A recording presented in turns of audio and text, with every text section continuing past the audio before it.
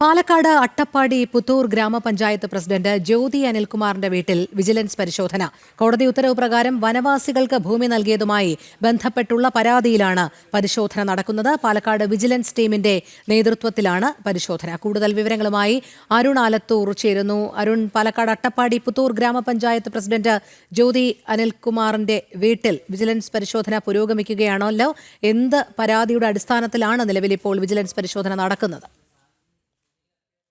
ഈ ഒരു വനവാസി ജനങ്ങൾക്ക് വീട് വെച്ച് നൽകിയതുമായി ബന്ധപ്പെട്ട് ഉയർന്ന പരാതിയിലാണ് ഇപ്പോൾ വിജിലൻസിന്റെ പരിശോധന പുരോഗമിക്കുന്നത്. പാലക്കാട് നിന്നുമുള്ള വിജിലൻസിന്റെ ടീമാണ് ഇത്തരത്തിൽ പരിശോധന നടക്കുന്നത്. അട്ടപ്പാടി പുത്തൂർ ഗ്രാമപഞ്ചായത്ത് പ്രസിഡന്റ് ജ്യോതി അനിൽകുമാറിന്റെ വീട്ടിലാണ് പരിശോധന. കോടതി ഉത്തരവ് പ്രകാരം ആദിവാസികൾക്ക് ഭൂമി നൽകിയതുമായി ബന്ധപ്പെട്ടുള്ള പരാതിയുടെ അടിസ്ഥാനത്തിലാണ് പരിശോധന നടക്കുന്നത് എന്നുള്ളതാണ്. ഈ വീട് നൽകിയതുമായി ബന്ധപ്പെട്ട് വലിയ ക്രമക്കേട് ഉണ്ടായിട്ടുണ്ട് എന്നുള്ളതാണ് പരാതിയിൽ പ്രധാനമായിട്ടും ഉയർന്നിട്ടുള്ളത്.